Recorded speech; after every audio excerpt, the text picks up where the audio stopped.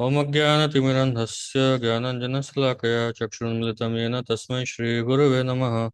नमः विष्णुपादाय कृष्णपृष्ठाय भूतले श्रीमते भक्तिवेदान्तस्वामिनिति नामिने नमस्ते सारस्वते देवे गौरवाणी प्रचारिणे निर्विशेषशून्यवादी पाश्चात्यदेशतारिणे जय श्री कृष्ण चैतन्य प्रभु नित्यानंद श्री अद्वैत गदाधर श्रीवासादि गौर भक्तवृंद हरे कृष्णा कृष्णा कृष्णा हरे हरे हरे राम राम राम हरे हरे। तो हम पाठ कर रहे हैं श्रीमद् भगवद गीता के 12वें अध्याय से। इस अध्याय का नाम है भक्ति योग। तो ये जो अध्याय है इसमें भगवान भक्ति के बारे में डायरेक्टली बताते हैं। भगवान आप अगर देखेंगे सारे श्लोकों में तो अल्टीमेटली भगवान यही कंक्लूजन में पहुंच रहे हैं कि भक्ति ही सर्वश्रेष्ठ है। तो जैसा कि हमने देखा जो पहला श्लोक था, जो 12वें अध्याय का जो पहला श्लोक था, उसमें अर्जुन पूछते हैं भगवान को कि भगवान, दो प्रकार के आध्यात्मवादी होते हैं। एक तो है जो आपके निराकार स्वरूप, जो आपका ब्रह्म स्वरूप है, उसकी आराधना करता है, निराकार स्वरूप की आराधना करता है। और दूसरा है जो आपके साकार रूप, मतलब आपका, आप जो कृष्ण है या विष्णु है या राम है, उस रूप की आराधना करता है, डायरेक्टली उनकी पूजा करता है। तो अर्जुन पूछते हैं कि ये दोनों में से सबसे श्रेष्ठ कौन है, ये दोनों में से बेटर कौन है, श्रेष्ठ कौन है। तो भगवान डायरेक्टली बोलते हैं कि जो डायरेक्टली मुझ में अपना मन लगाता है वही सर्वश्रेष्ठ है। जो निराकारवादी की पूजा करता है, या जो निराकारवादी है, या जो अक्षर ब्रह्म ब्रह्म की पूजा करता है, वो अल्टीमेटली प्राप्त तो मुझे ही करने वाला है, लेकिन उसके लिए उसका जो प्रोसेस है वो बहुत ही ट्रबलसम है। आप देखेंगे तीसरे चौथे श्लोक में भगवान बोलते हैं, इसी अध्याय के तीसरे और चौथे श्लोक में भगवान बोलते हैं कि जो प्रोसेस है वो बहुत ही डिफिकल्ट है। कोई अगर निराकार ब्रह्म पर मेडिटेट करना चाहता है, वो सोचता है कि वही अल्टीमेट है, उनके बारे में कोई सोचता है, उनकी पूजा करता है, तो उनके लिए बहुत ही ट्रबलसम पाथ है। बहुत सालों तक तपस्या करना, या फिर कोई शांत जगह में जा करके वहां मेडिटेट करना, ऐसा करके बहुत ही कठिन है, बहुत ट्रबलसम है। और उससे कोई गारंटी भी नहीं है कि अल्टीमेटली वो भगवान के पास पहुंचेगा या नहीं। लेकिन जो मेरी उपासना करता है, जो ये समझ गया है कि वो कृष्ण का नित्य दास है और ये समझ करके उनकी उपासना करता है, तो उसके लिए पाथ बहुत इजी हो जाता है, बहुत आसान हो जाता है, उसमें कोई लॉस नहीं है। तो वही भगवान बोलते हैं, आप छठे और सातवें श्लोक में जाएंगे, भगवान बोलते हैं कि जो मुझ में अपना मन पूरी तरह लगाता है, अपना सब कुछ छोड़ करके, अपना सब कुछ त्याग करके, मतलब जो भी जो कार्य कर रहा है सब कुछ मुझ में लगाता है, अपना पूरा मन मुझ में लगाता है और हमेशा मेरे बारे में सोचते रहता है, ऐसे व्यक्ति को मैं मृत्यु के संसार से तुरंत निकाल के ले जाऊंगा। लेकिन भगवान बोल रहे हैं जो निरंतर सब कुछ छोड़ करके बस मेरी उपासना कर रहा है, घर परिवार सब कुछ छोड़ करके बस मेरी उपासना कर रहा है, अपने अटैचमेंट सब कुछ छोड़ करके तो केवल मेरी उपासना कर रहा है, मैं उसको तुरंत मृत्यु और जन्म मृत्यु के संसार से निकाल के बाहर ले जाऊंगा। भगवान बोलते हैं तेषाम अहम समुद्धरता मृत्यु संसार सागरात। अहम समुद्धरता, मैं उसको इस मृत्यु संसार के सागर से तुरंत निकाल करके ले जाऊंगा। तो भगवान बोलते हैं कि मेरी उपासना करना ही सर्वश्रेष्ठ है। अभी आप देखेंगे ये आठवें, आज हम आठवें श्लोक से पढ़ेंगे, एट श्लोका से आगे पढ़ेंगे। अ,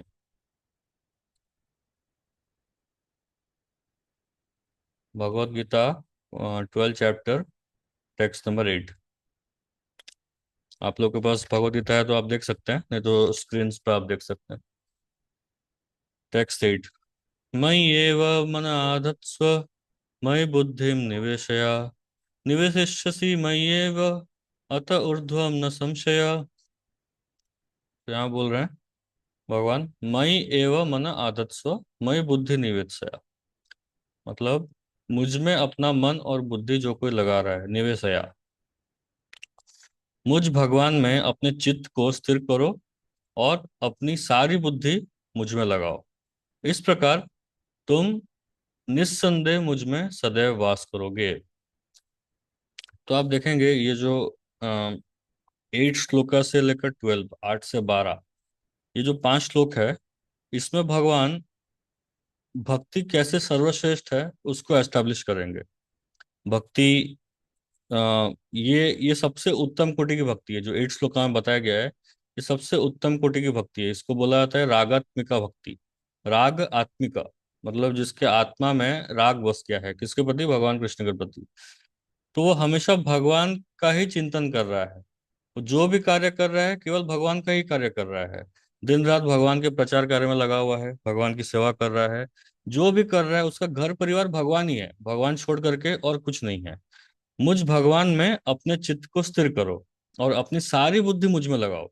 कैसे भगवान का प्रचार आगे बढ़ेगा, कैसे भगवान प्रसन्न होंगे, दिन भर यही सोचते रहता है और भगवान के लिए कार्य करते रहता है। तो इस प्रकार तुम निस्संदेह मुझ में सदैव वास करोगे। तो ये जो प्रकार की भक्ति है, इस प्रकार की जो भक्ति है, ये टॉप मोस्ट भक्ति है। इसको बोलते हैं रागात्मिका भक्ति। ये सबसे उच्च कोटि, सबसे बेस्ट क्वालिटी की भक्ति है। तो ऐसा अगर कोई कर सकता है तो वो बेस्ट है। भगवान बोलते हैं कि इस तरह की भक्ति, जो शुद्ध भक्त होते हैं वो ऐसे होते हैं। वो हमेशा दिन रात, जो प्रभुपाद जी को हम देखते हैं, तो वो दिन रात भगवान की सेवा में ही लगे रहते थे। वो दिन में उठते थे, भगवान का जप करते थे।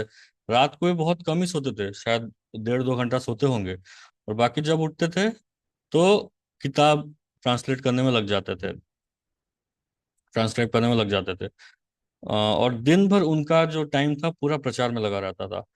तो पूरा समय उन्होंने भगवान को दे दिया, अपना पूरा लाइफ भगवान को ही दे दिया। भगवान के बारे में ही सोचना, भगवान के लिए कार्य करना, भगवान के बारे में सोचना, भगवान का प्रचार कार्य करना, ये सब कोई अगर करता है तो वो सबसे उच्च कोटि की भक्ति मानी जाती है।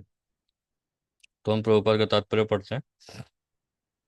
जो भगवान कृष्ण की भक्ति में रत रहता है उसका परमेश्वर के साथ प्रत्यक्ष संबंध होता है। अतएव इसमें किसी प्रकार का संदेह नहीं कि प्रारंभ से ही उसकी स्थिति दिव्य होती है। भक्त कभी भौतिक धरातल पर नहीं रहता, वह सदैव कृष्ण में वास करता है। देखिए ये जो है, ये टॉप मोस्ट भक्ति की बात की जा रही है, ये रागात्मिका भक्ति है उसकी बात की जा रही है।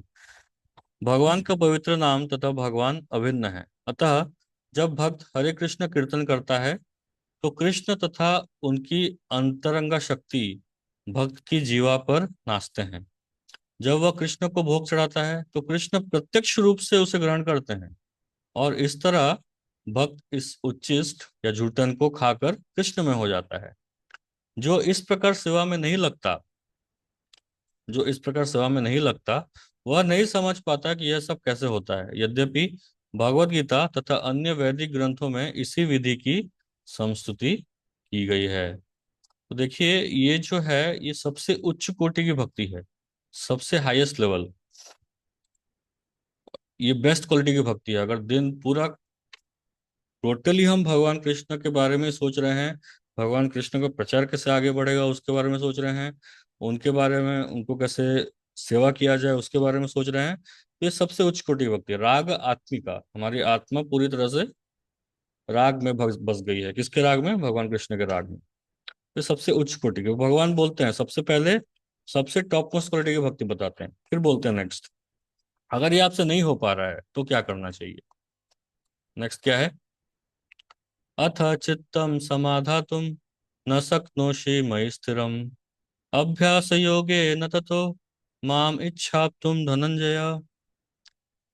हे अर्जुन,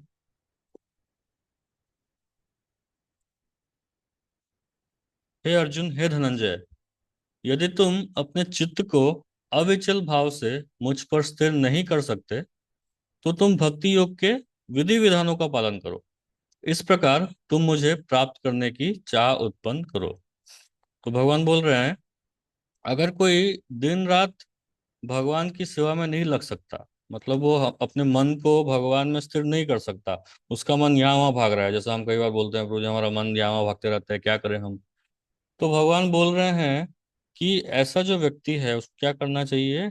अगर तुम अपने चित्त को मुझ पे नहीं कर पा रहे हो, स्थिर नहीं कर पा रहे हो, तो तुम्हें भक्ति योग के विधि विधानों का पालन करना चाहिए। तो भगवान बोल रहे हैं कि तुम्हें वैधि साधना भक्ति में साधना भक्ति करनी चाहिए, हमें साधन भजन ये सब करना चाहिए और भक्ति का अभ्यास करना चाहिए। इससे क्या होगा? इस प्रकार तुम मुझे प्राप्त करने की चाह उत्पन्न करोगे। तो सबसे हाईएस्ट लेवल क्या है? भगवान को प्राप्त करने की इच्छा, हमेशा भगवान के बारे में सोचते रहना, भगवान के लिए कार्य करना। अगर वो नहीं हो पा रहा है तो क्या करना चाहिए? भक्ति योग एक प्रोसेस है, उस प्रोसेस में बहुत सारे नियम दिए गए हैं। उन नियमों को पालन करके अगर वो पालन करेंगे हम, तो हमें भगवान को प्राप्त करने की इच्छा हो जाएगी। तो अगर हमारा मन नहीं लग रहा है तो भक्ति के नियमों का पालन करना चाहिए। रूबा जी कहते हैं इस श्लोक में भक्ति योग की दो पृथक पृथक विधियां बताई गई हैं। पहली विधि उस व्यक्ति पर लागू होती है जिसने दिव्य प्रेम द्वारा भगवान कृष्ण के प्रति वास्तविक आसक्ति उत्पन्न कर ली है। तो ये पहला कैटेगरी, जिसको भगवान से प्रेम हो गया है, हमेशा भगवान के बारे में ही सोच रहा है, भगवान के प्रति आसक्ति उत्पन्न हो चुकी है। और दूसरी विधि क्या है? ये भक्ति की दो विधियां हैं। दूसरी विधि है उसके लिए उसके लिए है जिसने इस प्रकार से भगवान कृष्ण के प्रति आसक्ति नहीं उत्पन्न की है। इस द्वितीय श्रेणी के लिए नाना प्रकार के विधि विधान हैं जिनका पालन करके मनुष्य अंततः कृष्ण आसक्ति अवस्था को प्राप्त हो सकता है। तो हमारा अल्टीमेट गोल है श्लोक नंबर 8। श्लोक 8 जो है वो सबसे टॉप मोस्ट लेवल की भक्ति है, तो उसको प्राप्त करने के लिए इस श्लोक नंबर 9 को हमें फॉलो करना चाहिए। तो भक्ति योग इंद्रियों का परिष्कार है, मतलब संस्कार है। भक्ति योग इंद्रियों का परिष्कार, मतलब it's purification of the senses. Bhakti yoga is purification of senses.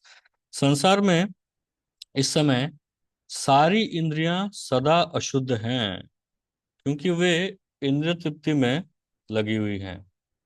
लेकिन भक्ति योग के अभ्यास से इंद्रियां शुद्ध की जा सकती है, और शुद्ध हो जाने पर वे परमेश्वर के सीधे संपर्क में आती हैं।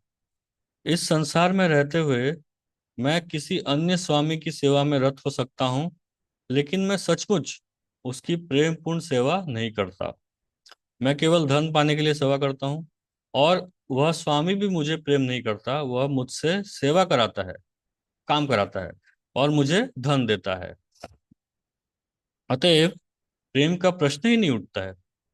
लेकिन आध्यात्मिक जीवन के लिए मनुष्य को प्रेम की शुद्ध अवस्था तक ऊपर उठना होता है। यह प्रेम अवस्था इन्हीं इंद्रियों के द्वारा भक्ति के अभ्यास से प्राप्त की जा सकती है।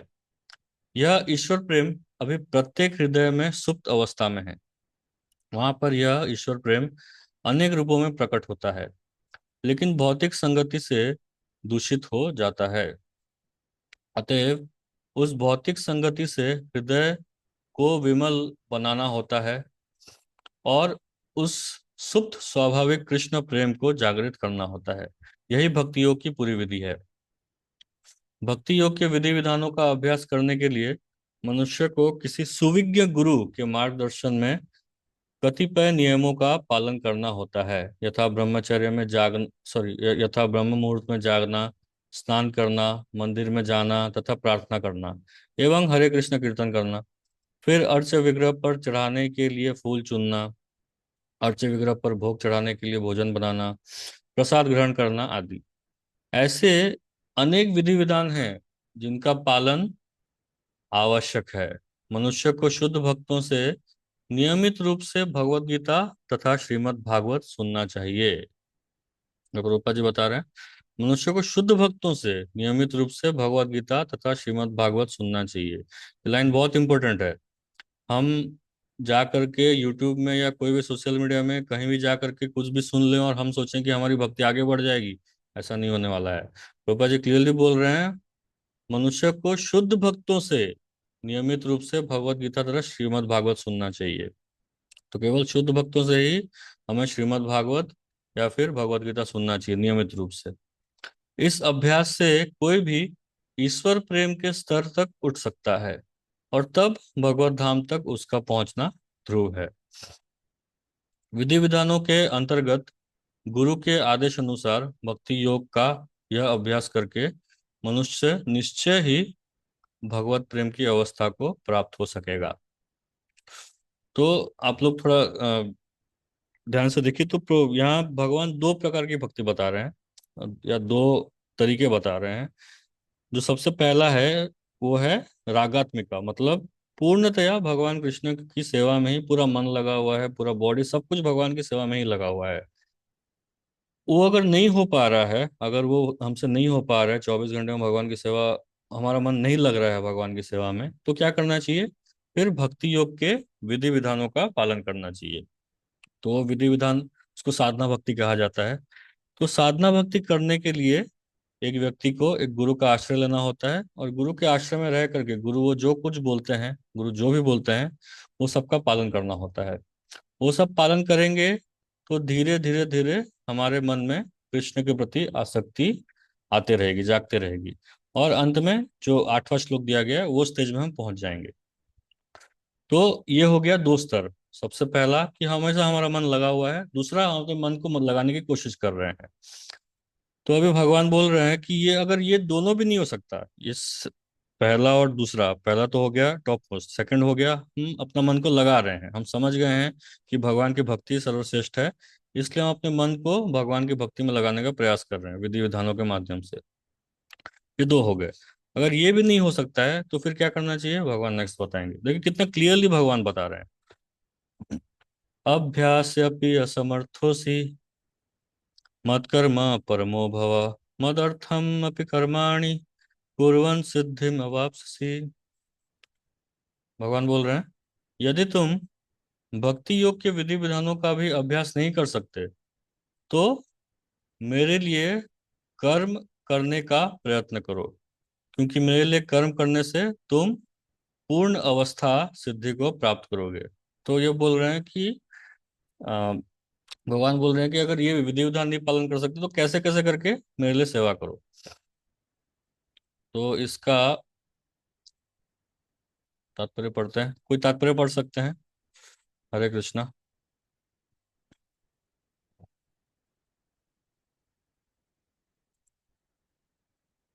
हरे कृष्णा, कोई तात्पर्य पढ़ना चाहेंगे?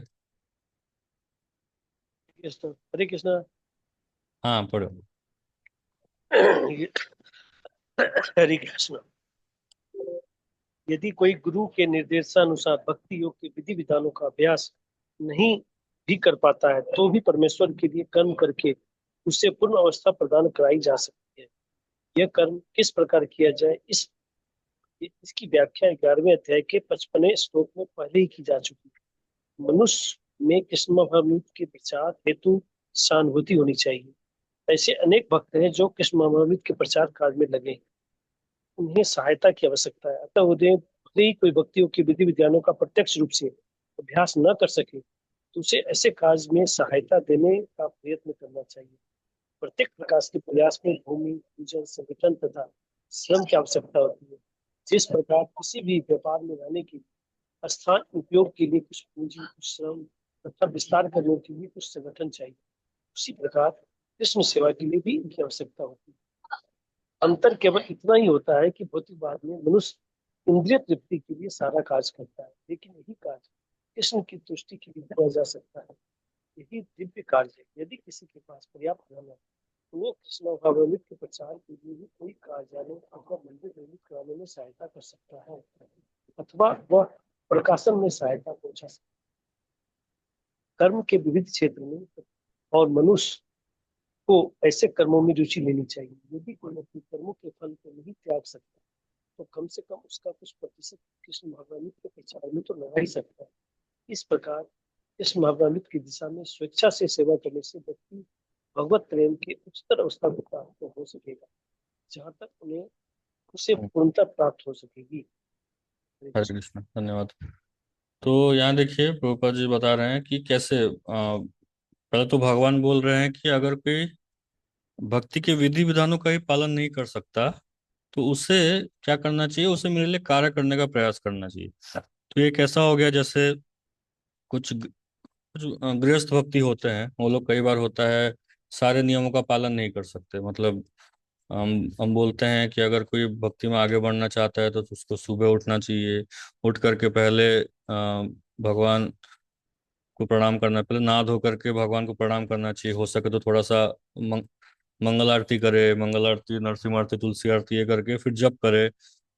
जप करके जो भी उसको है भगवान को भोग लगाए, भोग भोग को अर्पण करने के बाद उसको ग्रहण करे। फिर शाम को जब वापस आए तो वापस से संध्या आरती करे, गुरु पूजा करे।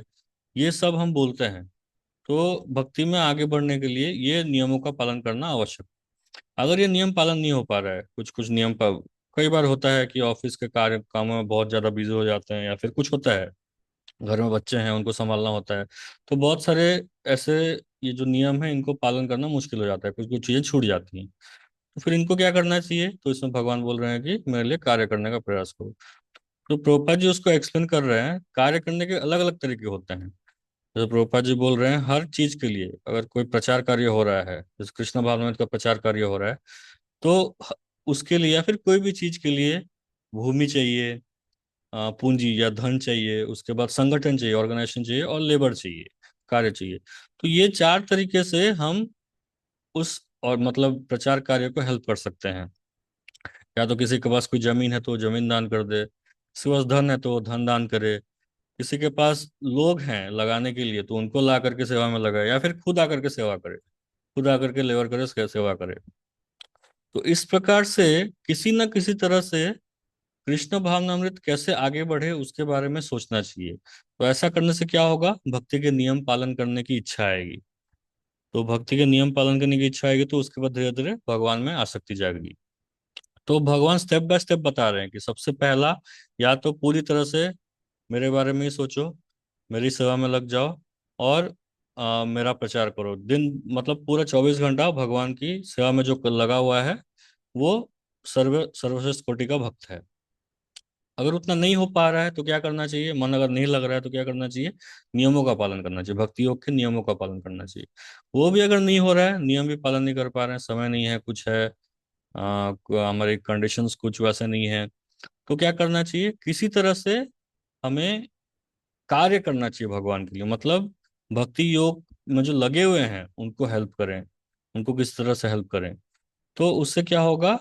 ऐसे भगवान, because by working for me, मेरे मेरे लिए कार्य करने से तुम धीरे धीरे सही परफेक्ट स्टेज में पहुंच जाओगे।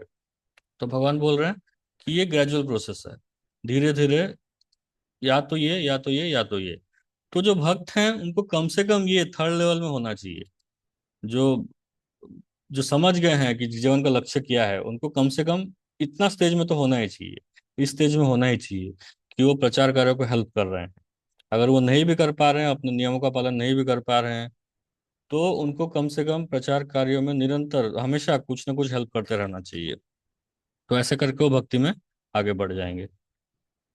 फिर अभी नेक्स्ट, अगर ये भी नहीं होता है, मतलब सोच, कई बार ऐसा होता है, हम देखते हैं कुछ लोग आते हैं मंदिर में, वो लोग देखते हैं सब कुछ अच्छा चल रहा है, सब हो रहा है, लेकिन फिर भी कई बार ऐसा होता है वो भक्ति को अप्रिशिएट नहीं कर पाते हैं, वो एक्सेप्ट नहीं कर पाते हैं कि भक्ति सर्वश्रेष्ठ है। तो उनको क्या करना चाहिए?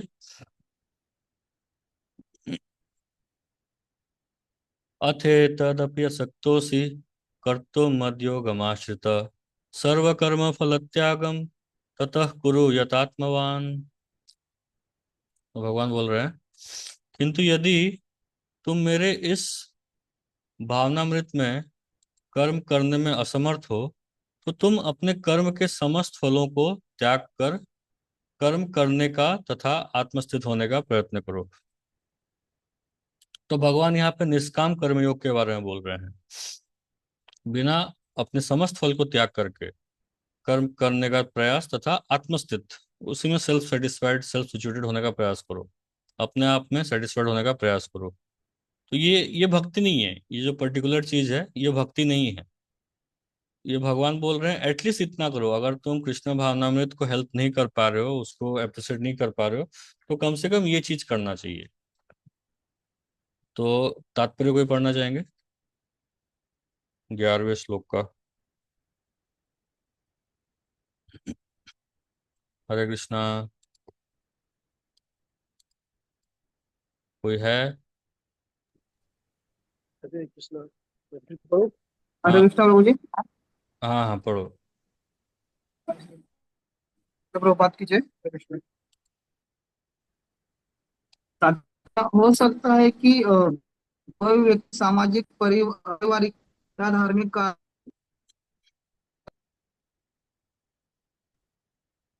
पढ़ो। हरे कृष्णा।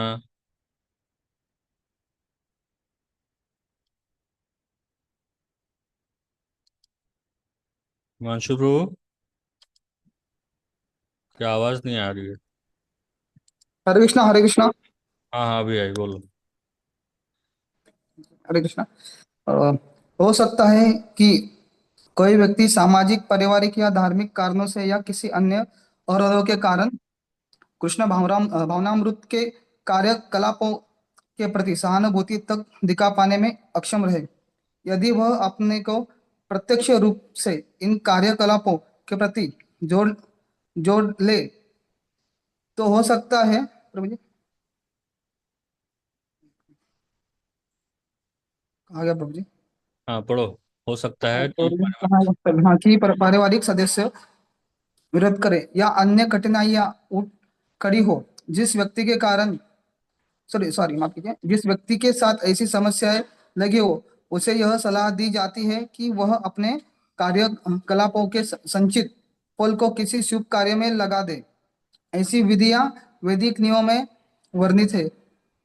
ऐसे अनेक यज्ञों तथा पुण्य कार्यों अथवा विशेष कार्यों के वर्णन हुए हैं जिनमें अपने पिछले कार्यों के फलों को प्रयुक्त किया जा सकता है। इससे मनुष्य धीरे धीरे ज्ञान के स्तर तक उठता है। ऐसा भी पाया गया है कि कृष्ण भावनामृत के कार्यकलापों में रुचि न रहने पर भी जब मनुष्य किसी अस्पताल या किसी सामाजिक संस्था को दान देता है तो वह अपने कार्यकलापों की गाड़ी। कमाई।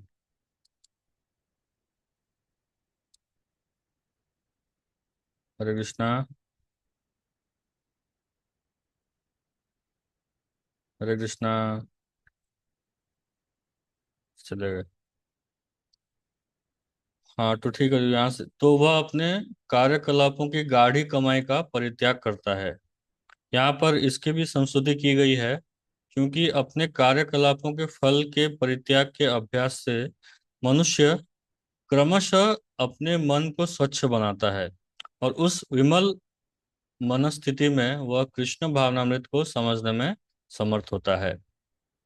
कृष्ण भावनामृत किसी अन्य अनुभव पर आश्रित नहीं होता, क्योंकि कृष्ण भावनामृत स्वयं मन को विमल बनाने वाला है। किंतु यदि कृष्ण भावनामृत को स्वीकार करने में किसी प्रकार का अवरोध हो, तो मनुष्य को चाहिए कि अपने कर्म फल का परित्याग करने का प्रयत्न करे। ऐसी दशा में समाज सेवा, समुदाय सेवा, राष्ट्रीय सेवा, देश के लिए उत्सर्ग आदि कार्य स्वीकार किए जा सकते हैं, जिससे एक दिन मनुष्य भगवान की शुद्ध भक्ति को प्राप्त हो सके। भगवत गीता में ही 18 अध्याय की 46वें श्लोक में कहा गया है, यत प्रवृत्ति भूतानाम। यदि कोई परम कारण के लिए उत्सर्ग करना चाहे तो भले ही वह यह न जाने कि वह परम कारण कृष्ण है, फिर भी वह क्रमशः यज्ञ विधि से समझ जाएगा कि वह परम कारण कृष्ण ही है। तो ये एक वैसे तो पूरा सेक्शन ही इंपॉर्टेंट है, पर इसमें देखिए भगवान बोल रहे हैं कि जो भक्ति नहीं कर सकता, मतलब तीन तीन विधियां बताई भगवान ने। सबसे पहला कि पूरा मन बुद्धि पूरी तरह से भगवान में निवेश कर देना, दिन भर पूरा समय भगवान के सेवा के बारे में सोचना, भगवान के प्रचार कार्य के बारे में सोचना, ये सबसे उच्च कोटि भक्ति हो गई। ये अगर नहीं हो रहा है, हमारा मन अगर नहीं लग रहा है, तो मन को लगाने के लिए हमें भक्ति के विधि विधानों का पालन करना चाहिए, भक्ति के नियमों का पालन करना चाहिए। तो भक्ति के नियमों का पालन कर रहे हैं, करते करते धीरे धीरे हमें भगवान कृष्ण में आसक्ति आ जाएगी। ये दूसरा हो गया। तो ये भी अगर नहीं हो रहा है तो तीसरा क्या कर सकते हैं हम? जो प्रचार कार्य में लगे हुए हैं या जो जगह प्रचार कार्य कर रहा है, वहां जा करके हम अपनी सेवा दे सकते हैं। हमारा हम नियमों का भी पालन नहीं कर पा रहे हैं, तो वीक में एक बार जा करके संडे प्रोग्राम अटेंड कर लिया, वहां जाकर कुछ सेवा कर लिया, या फिर महीने में 2-3 बार गए, या फिर जितना जितना भी टाइम हो पा रहा है, जा करके रात को मंदिर का झाड़ू पोछा होता है तो वहां जा करके सेवा कर लिए, भगवान के बर्तन धुलते हैं तो वहां जा करके धुल लिए। तो ऐसे अलग अलग सेवा करते करते करते उसको नियमों में आसक्ति आएगी, नियम पालन करने का उसको समय भी मिलेगा और आसक्ति भी आएगी। तो इस तरह का सेवा करना चाहिए, अलग अलग ये सेवा, या फिर फाइनेंशियल रूप से, आर्थिक रूप से सेवा करना। जहां भी भगवान का प्रचार कार्य हो रहा है वहां जा करके वहां दान देना, ताकि प्रचार कार्य अच्छे से आगे बढ़ सके। कहीं किसी के पास जमीन है तो जमीन दे दान करना, इस प्रकार से अलग अलग तरह से वो कार्य कर सकता है, भगवान के लिए कार्य कर सकता है। तो ये हो गए भक्ति के 3 स्तर, ये 3 अलग अलग तरीके भक्ति के हो गए। अभी ये कोई अगर इतना भी नहीं कर पा रहा है, कोई इसको भी अप्रिशिएट नहीं कर पा रहा है, जैसे प्रभुपाद जी बता रहे हैं, कोई व्यक्ति सामाजिक, पारिवारिक या धार्मिक कारणों से या किसी अन्य अवरोधों के कारण कृष्ण भावनामृत के कार्यकलापों के प्रति सहानुभूति नहीं दिखा पा रहा है। मतलब उसको समझ में नहीं आ रहा है कि यही बेस्ट है। कैसे? सामाजिक, समाज, वो कोई दूसरे समाज में रह रहा है, समाज वाले उसको बोल रहे हैं कि ये क्या इधर जा रहा है, इस्कॉन में जा रहा है, इस्कॉन का पैसा सब विदेश में जाता है, ये वो, उसको ऐसे उसका ब्रेन वॉश किया जा रहा है। तो उसकी वजह से उसका दिमाग घूम गया, चलो मैं नहीं कर सकता, मेरा कृष्ण भावनामृत के प्रति मेरा रुचि नहीं जाग रहा है। या फिर पारिवारिक, जैसे हम कोई भक्ति में आगे बढ़ना चाहते हैं तो परिवार वाले उसको कष्ट दे रहे हैं। या फिर धार्मिक, कोई दूसरे धर्म का कोई व्यक्ति है, या फिर अलग अलग तरीके की चीजों का पालन कर रहा है, वो कृष्ण भावनामृत को, दूसरे देवी देवताओं की पूजा करता है, वो कृष्ण भावनामृत को एक्सेप्ट नहीं कर पा रहा है।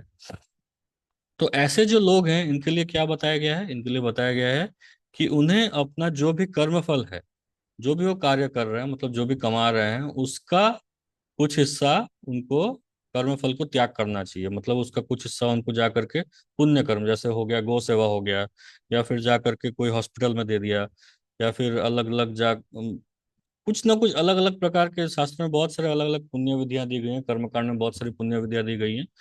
तो वो सब कार्य जा करके कर सकता है। ऐसा करते करते उसकी स्वीकृति जागेगी, उसकी जो स्वीकृति है वो धीरे धीरे धीरे बढ़ेगी। तो इसलिए हमें, कोई अगर दूसरा कोई चीज पालन कर रहा है और हम उसको फोर्स कर रहे हैं, नहीं तुम भक्ति ही करो, तुम कृष्ण भक्ति ही करो, तो हो सकता है वो पूरा का पूरा भक्ति से दूरी भाग जाए। तो सामने वाले की चेतना देख करके फिर उसके हिसाब से उसको प्रचार करना चाहिए। तो अगर वो नहीं एक्सेप्ट कर पा रहा है कि कृष्ण भावना बेस्ट है, तो उसको इंस्पायर करिए कि तुम पुण्य कार्य करो, तुम गलत कार्य में मत लगो, तुम कम से कम तुम पुण्य कार्य करो, इतना ही करना चाहिए। तो एटलीस्ट पुण्य में लग जाओ। तो ऐसा जो व्यक्ति है, धीरे धीरे उसकी जब स्वीकृति बढ़ेगी तो एक पॉइंट में आकर के उसको भक्ति के बारे में पता चलेगा, भक्ति के बारे में समझ में आएगा, तब वो भक्ति को एक्सेप्ट करेगा और भक्ति करने का प्रयास करेगा। तो ये हो गया जो डायरेक्टली भक्ति में नहीं है या भक्ति को सर्वश्रेष्ठ समझ नहीं पाया है, ऐसे व्यक्ति के लिए ये हो गया।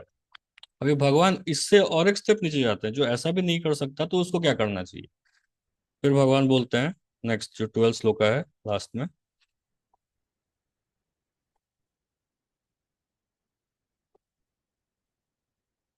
श्रेयो हि ज्ञानम अभ्यासाज ज्ञान ध्यानम विशिष्यते ध्यान कर्म फल त्यागम त्यागत शांति अनंतरम।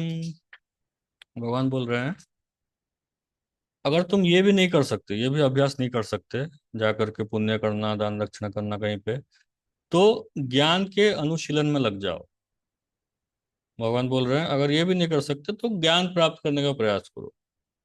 फिर भगवान बोल रहे हैं लेकिन ज्ञान से श्रेष्ठ है ध्यान, मतलब कोई भगवान का रूप है उसके ऊपर ध्यान करना, और ध्यान से भी श्रेष्ठ है कर्म फलों का परित्याग, जो इससे पहले श्लोक में बताया गया था। क्योंकि ऐसे त्याग से मनुष्य को मन शांति प्राप्त हो सकती है। तो देखिए ये स्टेप बाय स्टेप प्रोसेस है। सबसे आध्यात्मिकता में सबसे निचला स्तर हो गया ज्ञान, ज्ञान हासिल करना कि मैं आत्मा हूँ, मैं परम ब्रह्म का पार्ट हूँ, मैं ये शरीर नहीं हूँ, मैं ये नहीं हूँ, मैं ये नहीं हूँ, ये नेति नेति नेति, ऐसा सोच, ऐसा ज्ञान प्राप्त करना, मैं ये नहीं हूँ, मतलब मैं परम ब्रह्म का एक पार्ट हूँ। ऐसा करते करते वो समझ सकता है कि हाँ मैं आ, तुच्छ हूँ, मैं परम ब्रह्म का एक पार्ट हूँ। ज्ञान प्राप्त करना, ज्ञान अर्जन करना, ये आध्यात्मिकता का सबसे निचला स्तर है। इसमें भक्ति नहीं है, ये केवल ज्ञान प्राप्त कर रहा है कि मैं कौन हूँ। सबसे निचला स्तर है आध्यात्मिक। इससे ऊपर है ध्यान करना, भगवान के कोई रूप के ऊपर ध्यान करना, वो उससे ऊपर हो गया। तो भगवान के रूप को ध्यान करते करते भगवान के धाम तक धीरे धीरे पहुंच सकता है। उससे भी ऊपर है कर्म फलों का परित्याग करना। जैसे इससे पहले श्लोक में आया था, जो हम कर्म फल कर रहे हैं उसको त्याग कर देना, वो श्रेष्ठ है। उसके फिर उसके ऊपर भक्ति आती है। भक्ति के तीन स्तर जो हम डिस्कस कर रहे थे आगे। तो ये श्लोक का हम तात्पर्य पढ़ते हैं, फिर डिस्कस करेंगे। कोई पढ़ना चाहेंगे और कोई? हरे कृष्ण। हरे कृष्णा।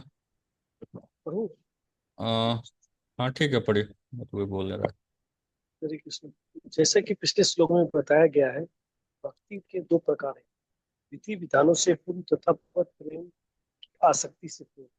किंतु जो लोग कृष्ण भगवत के नियमों का पालन नहीं कर सकते, उनके लिए ज्ञान का अनुशीलन करना श्रेष्ठ है, क्योंकि ज्ञान से मनुष्य अपनी वास्तविक स्थिति को समझने में समर्थ होता है।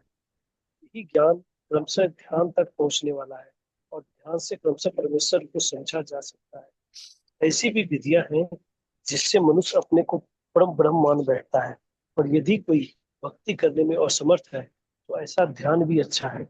यदि कोई इस प्रकार से ध्यान नहीं कर सकता है, तो वैदिक साहित्य में ब्राह्मणों, क्षत्रियों, वैश्यों तथा शूद्रों के लिए कतिपय कार्य कर्तव्यों का आदेश है। यदि हम भगवद गीता के अंतिम अध्याय से देखेंगे, लेकिन प्रत्येक दशा में मनुष्य को उनके कर्म फल का त्याग करना होगा, जिसका अर्थ है कर्म फल को किसी अच्छे कार्य में लगाना।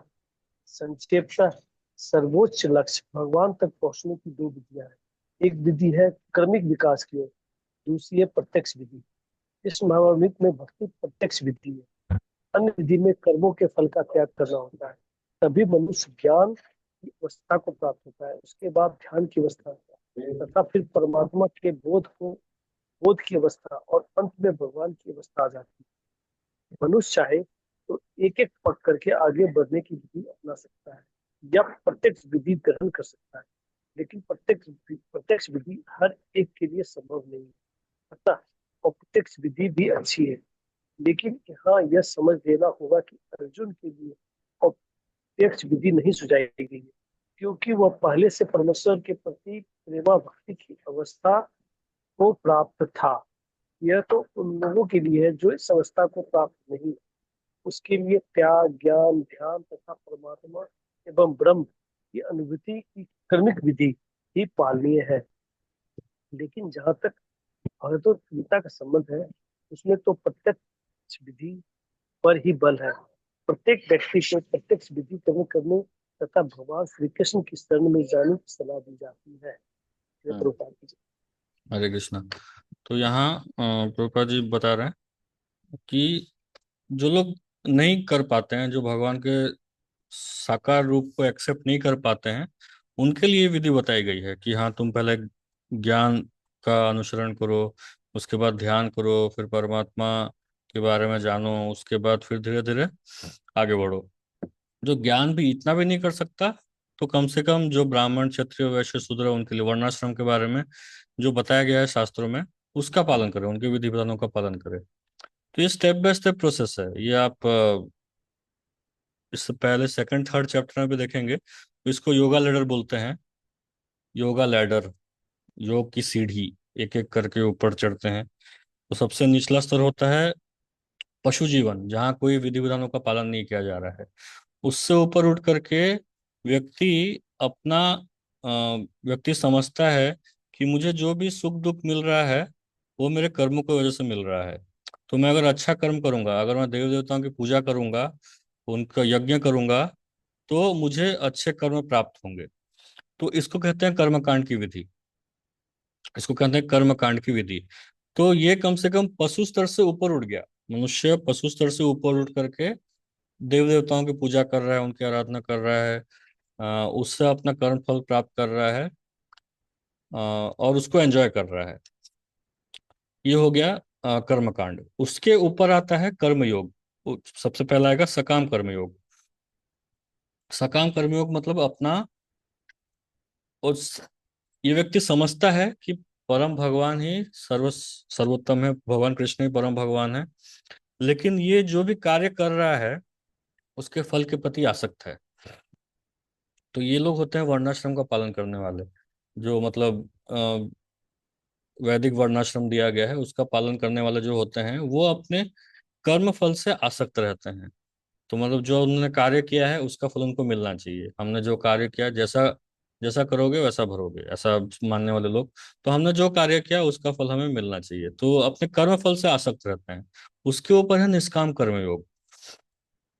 निष्काम कर्मयोग या फिर उसके ऊपर और आता है धीरे धीरे ज्ञान, ज्ञान की विधि प्राप्त करना। ज्ञान के ऊपर आएगा ध्यान, ध्यान के ऊपर फिर धीरे धीरे भक्ति के अलग अलग प्रोसेस आते हैं। तो ये योगा लैडर हो गया। यहाँ पे भगवान वही बता रहे हैं कि जो सर्वश्रेष्ठ जो चीज है वो है भगवान की भक्ति करना। भगवान की भक्ति अगर कोई नहीं कर पा रहा है तो उसे ये सब करना चाहिए। ये सब कम से कम ये तो करना चाहिए, ये नहीं कि जाकर के पशु जीवन में लग गया, नशा पान कर रहा है, मांस खा रहा है, अवैध संग में लगा हुआ है, जुआ खेल रहा है, ये सब कर रहा है, तो ये व्यक्ति मनुष्य भी नहीं है। This fellow is not even a human being. अगर ऐसा कर रहा है तो ये जो चार नियम है, ये तो एक व्यक्ति को, एक जीवात्मा को मनुष्य के स्तर तक लेकर के आती है कि हाँ यहाँ तुम मनुष्य बन गए।